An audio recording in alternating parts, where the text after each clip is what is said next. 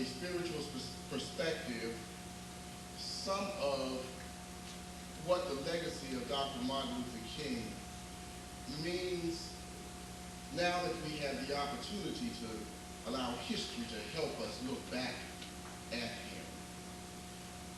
I know it might be aging myself, but when Martin Luther King was assassinated back in 1968, I was in the 9th grade. I was a very impressionable and what the Wonder Bread Company called, I was in the midst of my formidable years. And so now that I am somewhat detached in age and in actual history from that actual date, I can look back with a real sense of knowledge that what Dr. King did with us and for us goes way beyond what history teaches us about him. One of the strange things about life, and when I get to heaven, I'm going to ask the Lord about this when I get my turn. Oh, some folks don't have any reason to go to heaven, but I do. I got a reason. I got questions to ask when I get there. But when I get to heaven, I'm going to ask the Lord why he didn't have separate words for spiritual things than for physical things. You know, Jesus understood this mystery.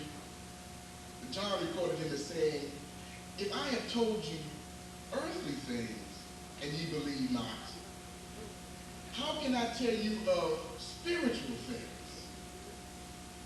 And beyond our historical glimpse into what he did in desegregation, the whole mission of Martin Luther King, Jr. was about freedom. And freedom is a scary, scary word. Back in 1989, I was privileged to be able to go to southern South Carolina. And while there we visited, much to my emotional chagrin, a plantation. And on this plantation, not only did they have the big house, but there where they had 2 formal dining rooms and golden services for 64, sitting in 2 unused china closets. But on this plantation, they also had slave huts. And the way that the tour was orchestrated, we first visited the big house.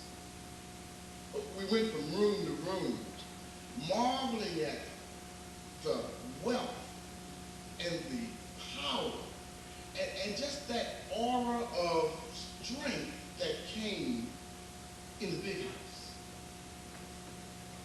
And then they showed us the slave huts. And ironically, and this is just a historical fact, the slave huts that existed were the slave huts of the field hands, of the house hands. I was going to call them another name, but the house help. The field hands, their huts had long ago been obliterated with just weather and time because they were built of straw and sticks and mud. But the huts of the house hands were made of brick, and you should have seen it. They were little houses that were about 6 feet deep and about 8 feet long. And in the middle of the slave hut was a big old fireplace. And the fireplace served as both stove and furnace. And it sat up on 4 rocks. And the rocks served as a purpose of an irrigation canal. So when it rained and the water ran down from the big house, all of the mud and the filth that came down from the big house would go under the slave hut. And that's where our people lived. And I can remember stepping in the slave hut. And you can hardly stand up. I'm not tall. I've been short all my life. I'm only 5'9". But I couldn't hardly stand up. It was crimped and crunched. And I was in there with my wife and my 3 children. And I felt almost ashamed that here I was living in the midst of all of this, standing in a slave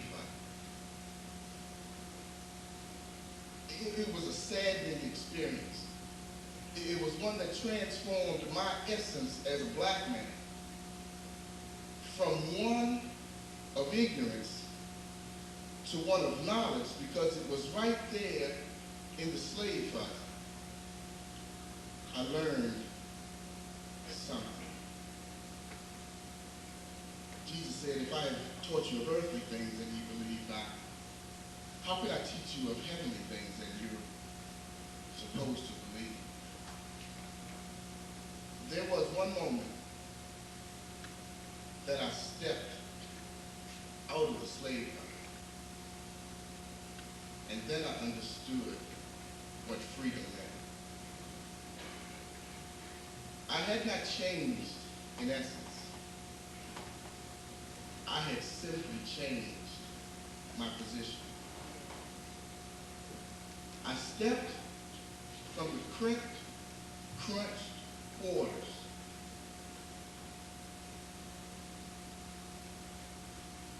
of servitude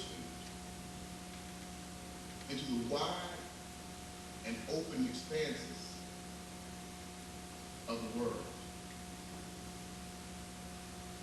That was a physical, earthly freedom. But if I had told you of earthly things and you believe not, how can I tell you of spiritual things? Dr. Martin Luther King talked about freedom.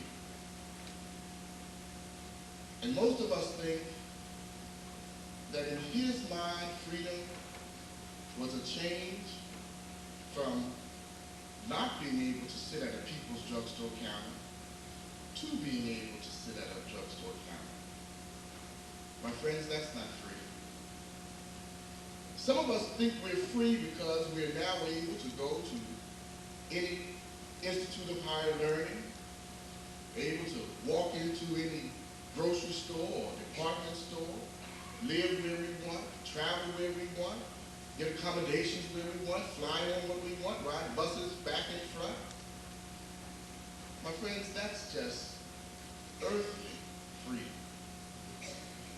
And isn't it ironic that the very word salvation comes from the same feeling that I got from my earthly transformation to freedom?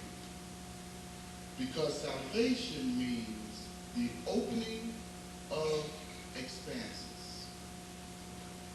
Dr. Martin Luther King spoke of more than earthly freedom. He spoke of a freedom of spirit. You know, our folk used to say, it's a freedom that the world don't give and the world can't take away. He spoke of a freedom of the mind. You remember now that Jesus said that God is a spirit, and they that worship him must worship him in spirit and in truth.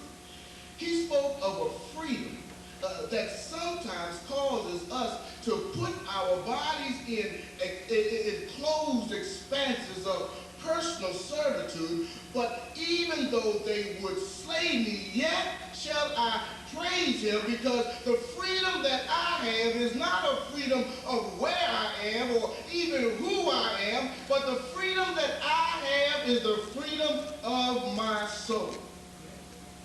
So when he spoke, let freedom ring, he wasn't speaking of let freedom ring so that we necessarily could go into a Holiday Inn anywhere. He was speaking that even if they don't let me go into a Holiday Inn, I'm still free with the freedom that Christ gave me in my soul.